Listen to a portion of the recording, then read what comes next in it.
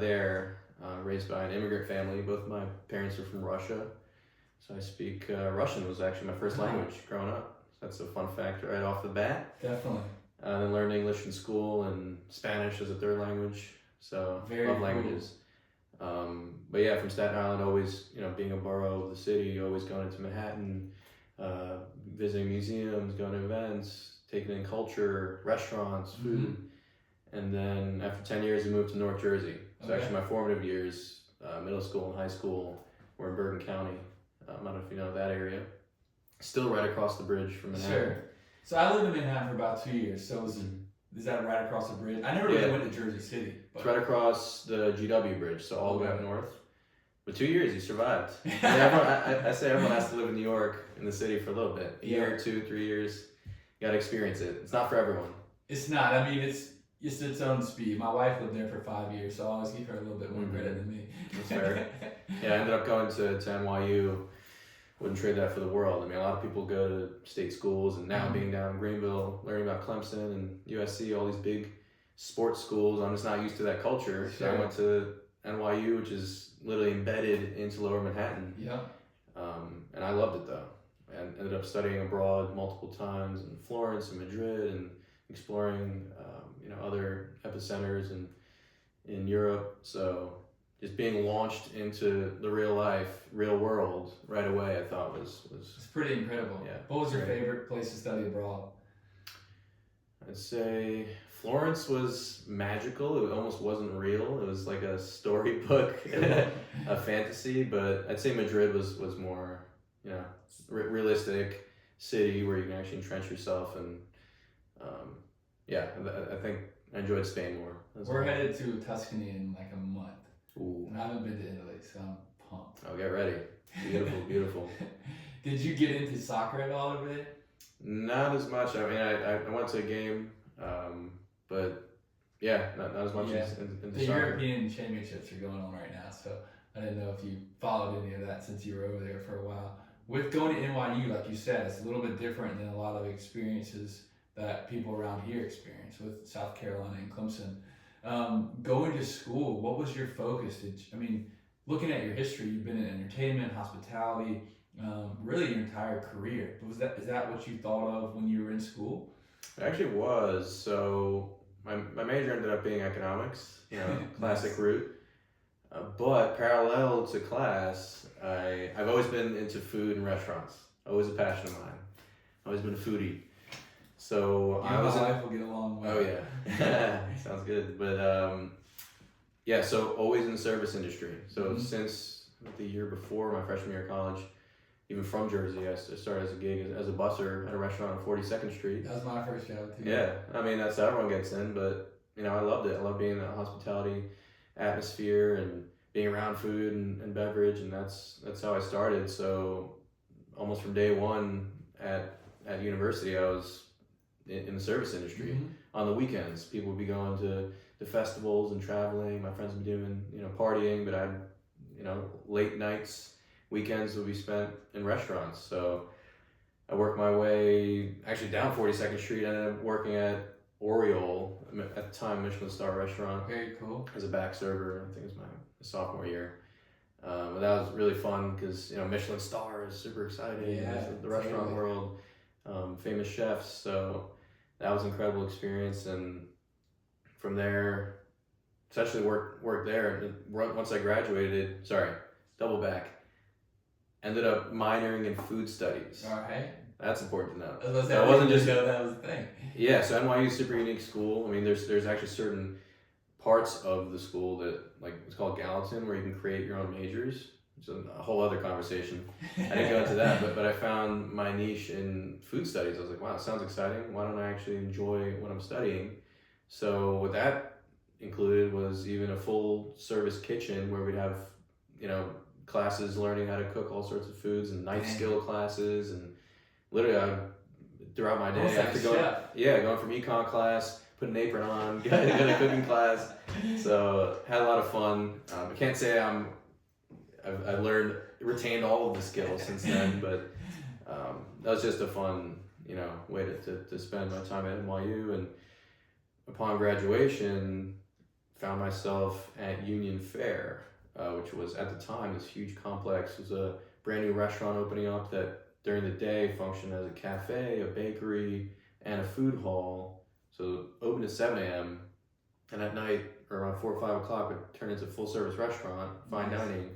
And then at a certain point, we even included almost a nightclub concept in the late hours. So I was about to say, when did you start getting into like going to shows and the music side? So on the music side, I actually I lived across from Webster Hall Nice. my first year in Manhattan. So definitely going to a few shows there.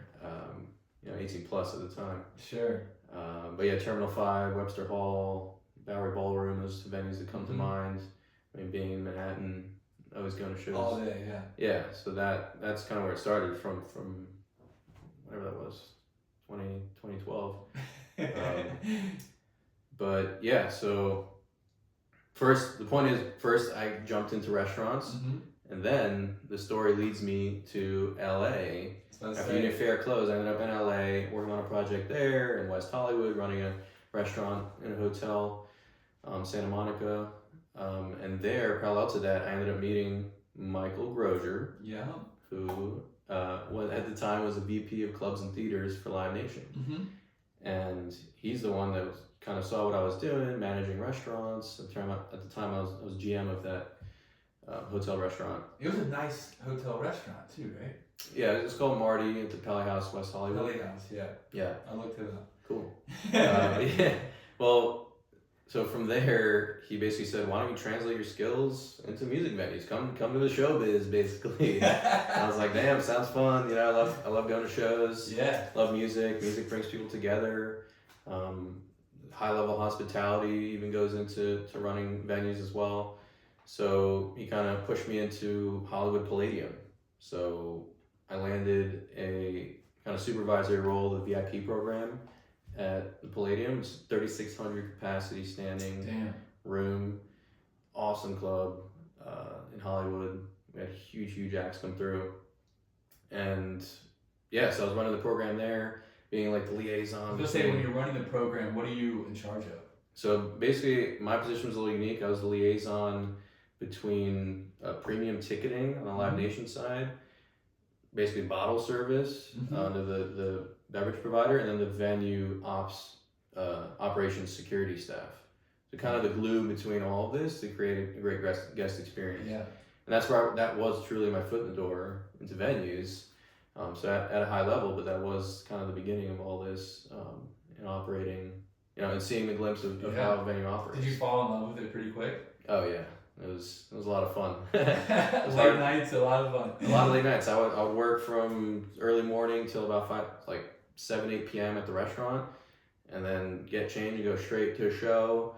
I remember having a 3-night dead mouse run where we had to work. The show started at 10 p.m. and then at 3 a.m. And that was all after a whole day of running the restaurant. So still love it. Yeah, definitely. With that, it takes you to the Queen Theater after that? Yeah, so after that, pandemic hits, everything shuts down, no one has a job, I'm in Hollywood. I pack up my stuff and head back to the East Coast. That's where my roots are. At the time, my mother is actually living in LA, so I had my dad on the East Coast, mom on the West Coast, most of my friends still on the East Coast, so drove across country. It's an apocalyptic drive, and then long story short, middle of the pandemic. Long story short, Mike basically becoming my mentor, how I consider him today, helped me get a gig at the Queen Theater in Delaware. So this is a venue outside of Philly, a historic theater, about 1,100 capacity space. They needed to revive it, so Live Nation gave up that room because it was part of their network of clubs that included the Philly market, and Philly is actually one of their strongest markets, ticket-wise, revenue-wise. So being in Delaware about 40, 50 miles away, without getting into nitty-gritty, it just wasn't serving them well. So the venue became locally operated and needed a GM to kind of revive it. And Delaware at the time was still kind of pseudo-open, and we were in this limbo of mask, no mask, are we distancing or not? So I basically picked up a graveyard of a space and started to rebuild it. Talk about Michael Grozier for a little bit. Grozier, Yeah, Grozier. With Because he was also, he helped create the House of Blues, right? Yes. So huge history on him. He was the co-founder, one of the co-founders of House of Blues. So that's a huge network of clubs throughout the country in large cities like Chicago, LA, Myrtle Orleans, Beach, I think. New Orleans. So that was a huge network that he created with Isaac Tigert of Hard Rock Cafe. And so developing all those venues until Live Nation bought them, that whole group, about 15 years ago. And then Mike became VP of Clubs and Theaters, Live Nation, and then grew his portfolio into almost 25, 30 venues at the time. And a lot of those clubs were located, several of them were located in Charlotte, Atlanta. Cool. Bringing it closer to here now. So if you know the Fillmore in Charlotte, the Underground. I know the Fillmore, yeah. Yep. The Roxy, the Tabernacle, and Buckhead Theater. Yeah. Those three in Atlanta. Atlanta. So those clubs, he was either overseeing or opened them. He was involved with the Tabernacle since the Olympics in the 80s, and was operating a combination of these 5 rooms. So they range from 1,000 to 3,000 capacity. And amongst those rooms, he was he was driving between those 2 cities, and artists were routed through Atlanta and Charlotte. So long story short, eyes were set on Greenville. A friend, his head of marketing, John Canaday, at the time of Live Nation, saw Greenville because he was stopping here for lunch as his halfway point. I was like, oh wow, this city's pretty cute. It's getting all these accolades. It's the perfect stop on a tour. So that's why Mike then put his eyes on the city here. To back up a little bit, and you touched on it earlier, but how did y'all first meet? And then how did you kind of like get underneath his wing a little bit? So it was in LA, I mean, through mutual friends. That's kind of what happens in LA, I guess. But it was something like, dang, I need to like learn from this guy. Oh, right away. Be around him all the time. Right away. He's electric. He's full of life, full of stories. He's always bringing people together. And what I saw from him and what I'm always continue to be amazed by is the people that surround him. So that's, about a person by the people that sit at the table. So that's what impressed me most. And, I looked up to him since day one, and he was kind enough to show me the ropes and throw me into, I guess the fire, because I went through a lot to build that team at the Queen Theater, and he helped a lot, but I also kind of had a lot of trial by error and was kind of thrown into a startup environment. Yeah, and that's essentially what we're replicating here too. What was his what did he say to you when he reached out? He'd be like, hey, I got this opportunity in Greenville. Like, how did he sell you on this opportunity? So he didn't have to sell me. I mean, it kind of it's naturally unraveled. I mean, because he helped me with the gig at the Queen. Yeah. And even back then, which I started there in 2020. Even back then, he had already had his eyes on, even before I had started, he had his eyes on this site that we have here now. Nice. Well, I heard rumblings about it back in the day, but we never knew if and when it would ever happen. So about 2019 is when I first saw this building. So the DME Glass building, West End, on Brett and Wardlaw. Yep. It's a great spot. Yeah, so he already targeted that, was in talks. And I obviously didn't know about that at the time, but he essentially said that he would love for me to use the Queen Theater as a training ground for this new project. And at the time, neither of us knew in what capacity I'd be involved, but he teased it back in 2019, 2020. So I even visited actually Greenville for the first time in the beginning of March 2020, 2 days before the pandemic hit that Monday. So it was actually funny. I saw the city perfectly timed pre-pandemic. Yeah, you saw it. But literally on the cusp. And I saw the site. He just wanted me to put eyes on it. And that's really cool. You kind of had that plan for you going into the Queen Theater. Yeah.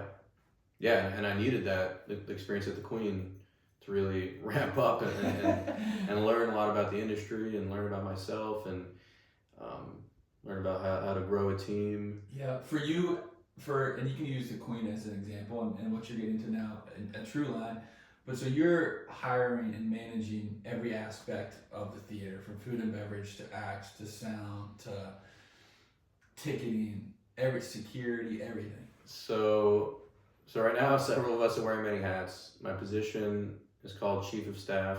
basically Mike is giving really creative titles. That's what's happening. You know, we're starting from scratch, not scratch, but this independent brand of new venues, right? And this is his baby. This is an amalgamation. Is this the first Trueline? It's a flagship location. So it's an amalgamation of everything that he's done throughout his career, everything he's done well, everything that he's want to try for the first time, and listen to others in the market. So it's a combination of all these great these synergies where we're trying new things and looking to be creative. That's a huge part of our ethos. So in that comes, you know, my title, for example. And Chief of Staff's a good title, man. Yeah, it's serious. So yes, long story. Yeah. So in short, I will be in charge of hiring the bulk of the staff. A lot of decisions are clearly being made with Mike in conjunction with him, 100%, especially when it comes to food and beverage partners, AV partners. We're currently in the process of figuring out our ticketing company.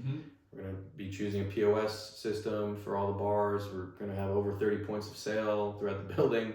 Yeah. Huge staff, probably close at peak to 150 people. I was saying, how big is the staff going to be? Yep. So most of those are part-time staff, even if it's someone that works several shows a week to several shows a month. But a full-time management staff of at least 8 to 10, possibly 12. So it's a beast of an operation. Yeah, it's a lot to get into in the nitty-gritty of our current plans, and we can, if you'd like. No, I would like to, and that's one thing that I was looking at. It's, you know, you have, I think the main hall is going to be 1,700 standing capacity. Standing capacity, and you're going to have another 400 seat intimate room. Yep. You're going to have VIP club, rooftop terrace, food and beverage. I mean, what's the place outside called? It's the courtyard. The courtyard. So yeah, to kind of walk through it semi-quickly, you start outside in the courtyard. There's an annex little piece of the building that's called the clubhouse. That'll basically be a walk-up area. So, you know, you don't need a ticket to walk up any day of the week. About 6 days a week, we'll be open from morning to midnight. So in the morning, you can walk over for coffee, hang out with your friends, your dog, do some work throughout the day. It's a community gathering space, no matter what's going on. You come right before a show for a drink. After a show, you can still stay, have a drink. We'll have a late night foods solution there too. So not only food and small bites throughout the day, but also handheld bites throughout our events, and then late night food, because the West End currently doesn't have much. I mean, yeah, all we know is there's Sully's down on Main Street. They close. I mean, I guess what, the last restaurant probably closed around 11. Yeah. Halls maybe close to that. Yeah, maybe 12. 12. Yeah. So that's the clubhouse, and then going into our building, you got a lobby, and the main performance space is, like you said, 1,700 standing max capacity. We'll be able to put seats in for seated rows if there's a comedy show or a show where we think seats would make sense. So we're figuring out that capacity, hopefully about 800-900 up to 1,000 seated on 2 floors. Got it. So 1,400 standing on the main floor, 300 seated on the balcony. So there's 2 floors. It's not just 1,700 on a flat room. The balcony has 200 fixed seats, nice reclining seats like you find at a theater, like the Peace Center. And then, so that's the main space also. It's kind of hard to describe just like this without showing you images. No, we're going to put up some pictures too. Awesome. Well, the main floor is tiered. We're stepping down into the concrete, 8-inch steps down into these sections. So there's 4 steps down, if you can imagine that. And you end up in the pit in front of the stage. Nice. So you're 32 inches below grade, which proves for perfect sight lines from anywhere in the room. So no matter what height you are, you're going to see the artist. So that's the setup on the main floor. And that was all thought of. Everything, every little detail is being thought of Very cool. for years. So it keeps getting refined. We've been working with McMillan, Paz, and Smith, local architects, for honestly 4 years now, which is unbelievable. Mike has. Yeah. So that's pretty unbelievable. And then on the second floor, so where that balcony is, that whole room is sound locked in. And then there's a hallway where it leads you to our members club called the Green Room. Is that like a VIP club? It's a VIP club. I can talk about that. And that's nestled up against the Handlebar, which is the 400 capacity small room and an homage to the original Handlebar venue. Very cool. I mean, the Handlebar originally was like a staple in Greenville for years. I mean, my dad talks about it, and he's been here for 40-something years. So that's really cool. We are doing that as well. Yeah, no, we're super excited. I mean, when Mike and I landed here, John Jeter, the original founder, he helped us a lot, connected us to a lot of key people in town. So it's basically like a thank you to him and homage to the patron saint of live music in Greenville, because that's really how it started. Yeah. A lot of people, like you said, your father's one of his first few shows was at the Handlebar. A lot of people say it when we bring it up. Like, oh, I saw John Mayer back. Some incredible artists came through there. Exactly. A lot of artists played that room and then grew out of that size space and then left the market. They left Greenville, and that's the reason why we're coming. Not only is it to still have that small space to grow artists and bands just like the original Handlebar did, but to retain acts in the city, in the market. Yeah, and they leave to other space for it. Like, I mean, it's gonna be so popular. It's hard to even describe. With the variety of acts, you mentioned comedy. What do you see as the variety of different shows and acts that will be there? Oh yeah. So essentially, we will try every genre you can think of. So like you said, comedy, obviously country and rock work well here. We all know that. Metal, punk, R&B, hip hop, EDM. Yeah. DJ. Jazz. Yeah, DJ, EDM events. I mean, we'll try it all. So not all at once. We don't want to scare anyone, but we'll have something for everyone. And the idea is to be as active as possible and program our both rooms as often as we can, that makes sense. Especially in the small room, there's a lot of opportunity to create programming in-house that we might start in that small room that may grow into a large room and be known for a monthly or weekly party, or be known for having, the best Halloween party in town, sure. things like that. So we have a lot of creative people on our team that I'm really excited. Do you have a program for the big standing 1,700 seat standing room, like main hall? Do you want to have a weekly show, or is that kind of just like come and go as y'all book artists and closer to time? So it'll mainly be artist centric. Whatever tours are being routed, we'll have an in-house talent buyer that books those shows. We're an independent room, so we can book with other promoters. We can book with Live Nation, AG, a promoter in town that's looking to rent our room, work with them. And on top of actually booking artists and bands and comedy, we'll be definitely known for hosting private events, corporate events. Oh, nice. That's a huge part of the business plan too. So, all the big companies in town we've already been speaking to get them excited to book holiday parties, corporate events, weddings, bar mitzvahs, whatever. Do you have makes sense? If you could pick your top 3 artists you could bring into town, any genre, who would it be? So since you're talking about comedy, I agree. We've been saying Dave Chappelle needs to be booked. Come on, how would you do that? And that's huge. Well, yeah. So that's called an underplay. So that's a huge act that's known for playing arenas at this point. And that has outgrown rooms of our size, but because of our buying power, we're confident we can retain them and book them. It'll be a really expensive ticket for everyone, but you're seeing Dave Chappelle in a super intimate room, right? So that we've been saying would be really exciting. I love artists called Pretty Lights. Oh yeah. You know, oh yeah. With the band, hopefully. Definitely. That'd be exciting. But Pretty Lights when I was in college, man, before they really kind of blew up. Exactly. That'd be huge. Electronic artist named Fred again would be awesome. I mean, these are all slightly reaches, but yeah. I went to a Griffin show in Montreal. He does a lot with Kygo, and it was an incredible. Nice. I love DJs. Yeah, no, we're looking to know some, and for us, if it's a big name on an electronic side, they don't have a huge footprint on stage usually. I mean, it could be a big AV package for lighting and sound, but I mean, if we can get a big electronic name here, we're confident we can, sell out. We're looking to sell out our shows and have people travel in from Asheville, Charlotte, and Atlanta. Those cities that you're going to now. We always joke that, we're saving the planet. You won't have to drive. No more emissions. For real, man. And the popularity, I think, and you've seen it, but I think the popularity of this venue is going to be incredible because it's been needed in Greenville for so long.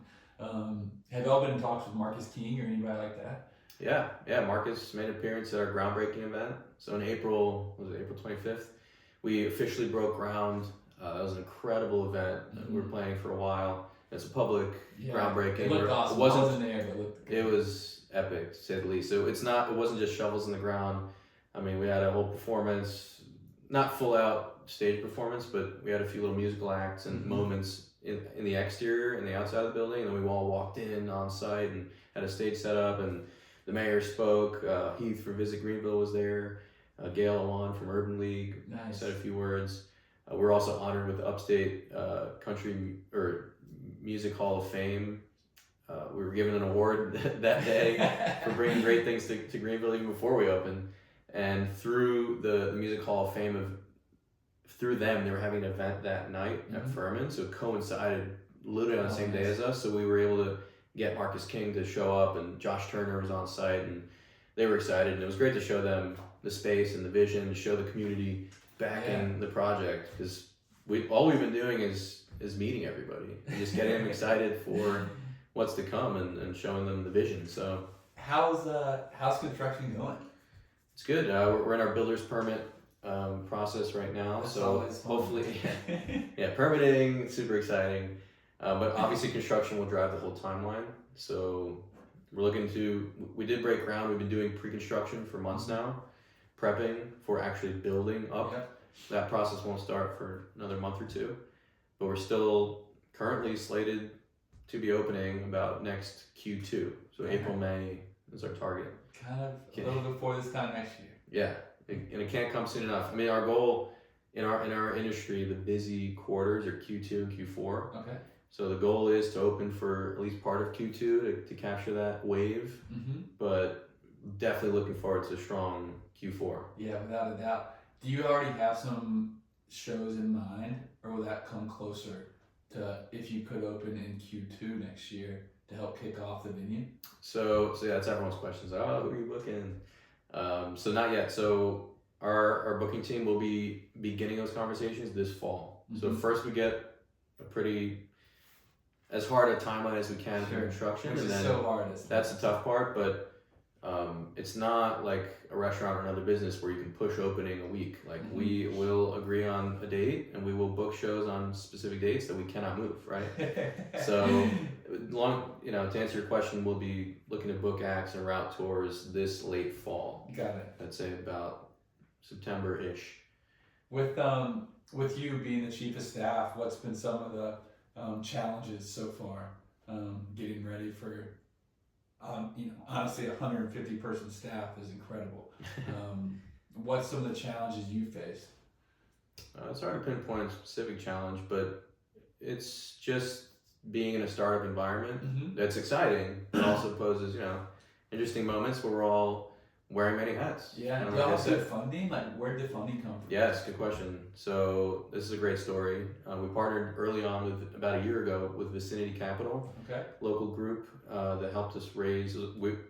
Our total capital raise is $10 million, and our first $5 million came through them through a crowdfunding platform, essentially, where unaccredited investors were able to get into the project for as little as $1,000. So dang. To date, we have over 100 investors now. Owner, man. You should. No, for real. So it's a really, really good story where it was actually their first time having $5 million raised. So that was a huge celebration we had for that. But yeah, we have all these people now that are brand ambassadors walking around town that have a part of a stake of Trueline, and 70% of them at least are from the upstate of South Carolina.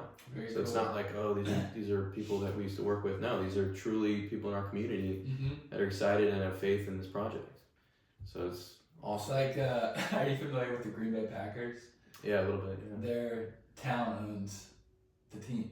I don't think I knew that. Which is very unique in the fact that, so like the town, they get slips every year and they basically own the team, which is kind of similar to what you're talking about with Trueline in a sense. Similar, community owned, basically. What have you felt from the community since y'all started announcing the groundbreaking and potential opening in early 2025? Like, how have you felt that embrace? Oh, it's extreme excitement. Every time we give people a tour, whether it's someone, a prospective investor or a business owner, or even someone on the street, come take a look, see what we're working on. Everyone's always super grateful and that we're even reaching out and meeting everybody.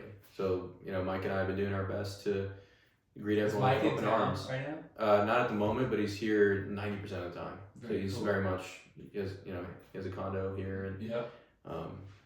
but yeah, the community embrace has been overwhelming, honestly. Like that groundbreaking, I was looking around and could not believe it. I mean, not only the people that I've met and gotten to know, but just the support and the excitement is unbelievable. Yeah. With you, what are you most excited about? I mean, I'm I'm excited to be the missing gap in what this city really needs, to be the catalyst for this to really be a must play city. I think I think it can be. It 100% can be. The city, Visit Greenville, kind of the PR group for the city, looks at Nashville, Austin, and those are cities we all love. And what do those cities have? Heavy on music. So I think adding that missing puzzle to this already incredible city is what I'm most excited about, and just bringing people together. And for me, it's also not even just about the music; it's about art in general, and growing communities and bringing like-minded people together that didn't know each other existed. What through music, art, food. Still love restaurants.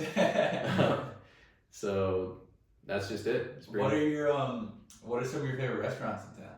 I would say Scoundrel. It's good. Scoundrel's my favorite. Shout out. It makes you feel like you're in New York. Yeah, no, it does. Exactly. No, and Chef Joe is extremely credentialed and talented, and best steak tartare. Shout out. It is very good. But also, I mean, we got Topsoil, Anchorage. Yeah, Anchorage is a staple, man. People forget about Anchorage, but it's so good. Oh, I love it. That's a great spot. What do we got? Patterson. Those are just Coral. Coral's fun. We got Endako. Yeah, Oku. Yeah, it's cool to see that Charleston-based restaurants are coming here. Yeah, I mean, believe it or not, I just went to Charleston for the first time. How was it? This past weekend. It was awesome. Everyone always talks about how the food scene is just on another level there, and it truly is. It is. Yeah. Greenville's catching up, though, man. I'm telling you. I tell all my friends who moved away from Greenville that are potentially coming back, I'm like, y'all will not believe the food scene we have. Oh yeah. I even tell my friends from New York and up north, clearly can't compare, but just everything about Greenville and the city and the region is contagious. Yeah. I mean, we all know stories of people visiting for a day, 2 days, and deciding to move here. Yeah. And I tell my friends, careful visiting, you might want to move. And it's not even a joke. No, it's so true. I just had some cousins. He lives in Brooklyn. He came down with his new wife, and they were here for 3 days. And they're like, where you go? We're gonna move here. I was like, that's what happens. No, it's amazing. I mean, there's nothing. I've been here almost a year. I haven't found anything wrong with the place. I mean, it's almost creepy. Are you a biker? Now I am, since I moved here. Nice. All right. Yes. So that's a new I've hobby. seen some of you on Instagram biking around a good bit, road biking. Yes, and wearing a Trueline jersey. There we go. Custom jersey by Hincapie Brands. All right. That's part of our market, our marketing plan. We gave some of those jerseys to some riders in town that hopefully are wearing them. But yeah, I've embraced that community too. So really diving in. Yeah. Because we all know that George Hincapie and a bunch of folks. Man. Biking's huge in Greenville and just outdoors in general. Very active community. It's unbelievable. I mean, I see Run Club, for example. Like my friend Ashley runs one of them from the Commons, and every Monday, and I went months ago, like last summer. Oh, nice. And to see it have grown into 50, 60 people this past Monday was unbelievable. Yeah, somebody asked me from Seoul to go last week, and I swear he said it was like 70 people. Yeah. I was like, holy hell. It's an active community. The Swamp Rabbit Trail, I love it. Talk about some of your other local partners you've been able to link up with, like Rebel Rabbit's one of them. Yeah, Rebel Rabbit's great. We work with them on a lot of events. So I saw to preference that question, I saw y'all have your first ticketing event coming up. That's right. It's on the 30th? The 29th? Saturday. And you had a whole list of local partners already. Yeah. So in terms of on the Trueline venue side, we're not many contract, we haven't signed on the dotted line with many folks, but for events in town, till we open, we will be like that event, which I'll tell you about in a second. We will be sponsoring and hosting events in the community. So West End Social is one. that we co-host with a few folks. That's every 2 months. It's a cool networking event that's free. At least now it's free. Maybe not for long, guys. That's been a resounding, I think, success. We've grown from bringing a group of like 70, 80 back in November. I think our coming up on our 5th event. It's like we just almost sold out 250 RCP quote unquote tickets in like a few days. I mean, it's been incredible. So tons of partners, different partners with that group, where we basically host an event at a space. Again, it's not ticketed or anything. This is just pro bono basically, and look to highlight West End businesses as best we can. Just shine a light on the booming new neighborhood. But yeah, West End Social. We started Instagram, West End Social GVL. Nice. So yeah, it's been pretty hot group. It's somewhere between a networking event and a party. We have a DJ, most of them. It's not a stuffy thing where you're exchanging cards. It's super fun. So Rebel Rabbit has been involved in a few of those. Yeah, they've done a great job connecting with the community too. Yeah. Oh, yeah, the marketing's great. So will be involved in what's called Neon Noir, which is a big event coming up on the 29th. It's our first ticketed event that we're hosting at Zen, literally a block away. And that's basically a glimpse into the future of what Trueline's going to offer. So not just music, but we will have 2 DJs, one from New York. So say you got a connection from New York. Yeah, my friend DJ Matt FX flying in. Nice. We got Nate C, local DJ here representing. We have our food partners for that event are Society, Rick Irwin's, and Yakitori Yama from TR. Southern Libations will be mixing some cocktails. So it's a open beer and wine package, including 2 cocktails. And then what's most exciting is live art and painting from Orlando Corona, Rami and Stallings, local guys. And then JHA Works, Jason Anderson's gonna be doing some metal work live. Aerialist, 2 aerialist groups, one from Charleston called Out on the Limb. They're gonna bring some circus acts and aerialists and fire breathers. Nice. And then Secret Circus is a local group from Greenville doing some other circus arts and dancing. And then who did I miss? Yeah, there's a lot of components. You have a lot. I'm about to say, you covered a lot. Projection mapping from this group called Prism, also from Charleston. So we're bringing local Greenville flair, obviously highlighting these incredible local talents across the board, and then regionally, some people from Charleston, a little bit of New York. So just showing our reach a little bit. How many people do you think will attend? We're looking at to host over 400 people. Nice. So both rooms in Zen and the outdoor space. Cool. So get your tickets, truelinegvl.com/events. Yeah, it truly is like a taste of what's to come. Very cool. With I see you got a Whoop on there. You track your data pretty closely. That's right. Do you not have one anymore? I had to take it off. Long story, I got obsessed with the data and I started to like be way too in the weeds with the data. So I had to retire it for a while. Wow, that's amazing. I did have the director of performance on, Krista Millemeyer. That's cool. She was great. She was one of my first guests. But I do love Whoop. I have had a friend just put one on for the first time like 2 days ago, talking her through it all. But I might get it back. But my wife, she has the Oura ring. So, yeah. I think if I do it again, I'm gonna get the Whoop. So yeah, no, the Whoop's great. I think I've had it for almost a year. Yeah, I mean, at first it was interesting to track sleep. Honestly, what I use for it a lot is as my alarm in the morning. It vibrates. Oh, cool. Did you use it for that before? No, never did. So that's generation 1. Okay, this is like 4? 4, yeah. So I had it right when it came out, and yeah, man, I was like, if I didn't sleep great, I'd be pissed at myself. Yeah. Like, way too in the weeds about the data, so I had to put it aside. No, it's true. You're looking at percentages like, oh my God, I'm in the red. Yeah. It's interesting to see how alcohol affects things and blood pressure. Yeah, I don't follow it religiously, but again, what's funny is I use it as my alarm. It buzzes on my wrist. It wakes me up instead of having this noise coming from your phone. So love it. I suggest it for that. All right, very cool. That might be my reason to get back into it. No, seriously. With you mentioned it early on in the podcast or in the conversation, you've traveled a lot and you got to travel abroad a good bit. Is there a spot on your list that you're looking to get to? I think in less than a month, I'll be in Peru. Wow. So that's extremely exciting. Lima, then Cusco for Machu Picchu. So that's a trip I'm really excited about. And actually, I was in Argentina earlier this year. So South America was always on my list, and I'm checking off 2 countries in 1 year. Where'd you go in Argentina? To Patagonia, so the whole nice. southern region. Backpacking. A little bit of backpacking, a little bit of camping, ton of hiking. I mean, set a lot of personal records I can't even remember. Sweet. Did alpine climbing. Dang. Yeah, it's there's this mountain called Cerro Electrico. I went to Argentina, but we didn't go backpacking. We went more to like the wine country in Buenos Aires. Mendoza. Yeah, Mendoza, yeah. Yeah, so we went straight to, you know, the Patagonia logo with the mountain range? That's El Chaltén. That's like the range. And literally one of the mountains right next to it is the one that we climbed with like ice picks and crampons. And it was physically the toughest thing I've ever done. Have you always been pretty active like that? Yeah, most of our, especially with my friends, like since college and my brother as well, we go on adventure trips. Nice. So it's, a lot of camping, a lot of hiking. Sweet. Whatever it is, rafting, kayaking. So it's not too intense around here, but you can get your hiking and camping. Table Rock, nice little hike. Some people run that. I don't know if you do. I've done some trail runs. Yeah, I've done a few, but Table Rock, that's a tough one. Yeah, I've done some long hikes too around there. My dad's in a hiking group. He goes twice a week. They're always hitting the new. I need to do more. Trail. More hiking. Yeah. Yeah, there's some trail that goes on the North Carolina South Carolina border.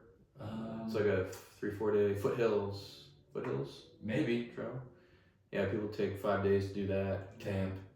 That would be fun. That would be a blast. But in terms of future travel, I've traveled a good amount in the past year and a half, so I need to slow down. I'm trying to fit it in before Trueline project takes off immensely. But I'm always attracted to Asia. So last year I trained Muay Thai in Thailand for almost a month, and hit Cambodia and Vietnam. Was that your first time training like Muay Thai or Jiu Jitsu or something? Technically was. I've been boxing for fitness for about 5 years since I live in LA, and still do a little Muay Thai now at Musu. So shout out to Musu. That's right. Musu Movement. It's a really cool local gym. Sean Herman opened up recently. But yeah, in Thailand, that was my first time kicking knees and elbows. Sweet. So that was a fun experience. Well, Sam, as we kind of close up conversation here, man, I think it's as a Greenville native, it's very excited to have you here, a part of Trueline, putting in motion the plans, making it happen for something that we think we've needed for a long time. As you continue to see and you look at the vision of Trueline for the future, like where do you see it in a couple of years or 5 years, or where do you hope it goes underneath your management? Yeah, so the building itself and the operation is going to always evolve. That's what I'll say. That's what Mike Grozier will say. Is the moment we open our doors next year, it's not the final product. It's an ever evolving organism. So the venue is only going to improve in terms of art. We're always going to shift things around and change things and keep it fresh for people. So always to have something unexpected happening, create magical moments. But for the future of the brand, we're expanding to other cities, other ascending markets.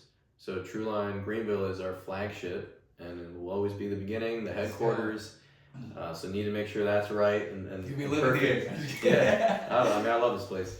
But the goal is to expand this to other ascending markets throughout the country, create a network of clubs, network of venues that we can route tours through, and really create a brand here similar to what Mike did with House of Blues. Yeah. So that's what I'm excited about. Well, man, thank you so much for joining me. I know you got so much going on. You took some time out of your busy day to come to my house and record with me. So thank you for coming over. It's been a pleasure getting to know you. I'm looking forward to more interactions and hanging out at the venue and maybe going on a hike or a run one day.